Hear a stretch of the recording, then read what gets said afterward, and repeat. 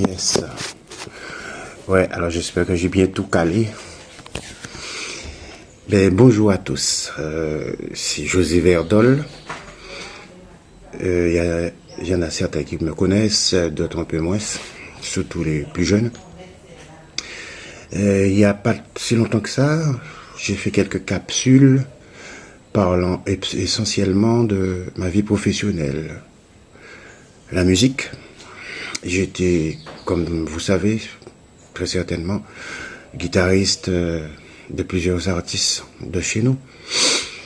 J'aime à croire que j'ai eu une carrière assez mouvementée au sein de l'équipe, de certaines équipes de musique. Ok. Et puis ces capsules parlaient essentiellement de tout ce que j'ai vécu.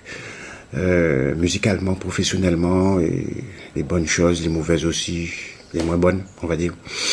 Là, je vais faire un certain nombre de capsules parlant de mon moi profond. Mon moi. Alors, la personne qui est derrière l'artiste, derrière le chanteur, derrière le guitariste. Et j'estime on peut partager, échanger à ce niveau-là, dire à peu près, expliquer mes attentes, expliquer peut-être, m'exprimer sur certains sujets, voilà. Et le sujet que je vais aborder là, c'est à 60 ans, est-ce qu'on a encore des choses à dire? Est-ce qu'on peut se permettre de les dire? De proposer une vision, de proposer un état de fait. Et est-ce qu'on a encore le droit à la parole? C'est sur ça que je veux faire la capsule. Alors, pourquoi je m'attaque à ce sujet? Ben, parce que je suis en plein dedans. En plein dedans.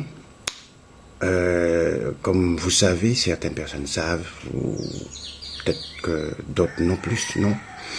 J'ai sorti 2 titres. Aimer à l'ancienne et Nous Fayonne. Alors, sur certaines capsules, j'ai dû expliquer pourquoi je l'ai sorti à cet âge. À ce moment-là, bien précis.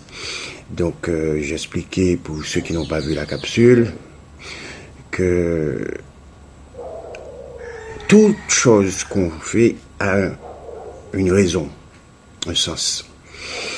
Et si j'avais pas encore pensé à faire ce genre de choses, c'est tout simplement parce que j'avais pas envie. Lorsque l'envie arrive, ben, on fait simplement ce qu'on a à faire. Point barre. Peu importe l'âge, peu importe la condition, peu importe, t'as envie de faire quelque chose, ben, tu le fais. Surtout si ça te rend heureux. Et peu importe tout ce que nos compatriotes peuvent repérer de négatif ou repérer de, je sais pas moi, de dérangeant. L'important, c'est que tu fasses ce que tu as envie de faire. Ok? Je profite pour lancer un appel et pour dire soyons solidaires, un peu, respectons les engagements des gens, respectons la façon de voir des gens, respectons les avis et respectons le travail des autres. Soyons solidaires. Essayons de faire en sorte que les choses soient moins dures en Guadeloupe, que chacun se respecte, que tout le monde fasse ce qu'il a à faire, sans ambiguïté, sans méchanceté, et surtout en étant respectueux. Ça, j'insiste dessus. Je vais répéter suffisamment de fois. Et voilà, c'est sur ce sujet que je voulais m'entretenir aujourd'hui. Merci de m'avoir écouté. À la prochaine.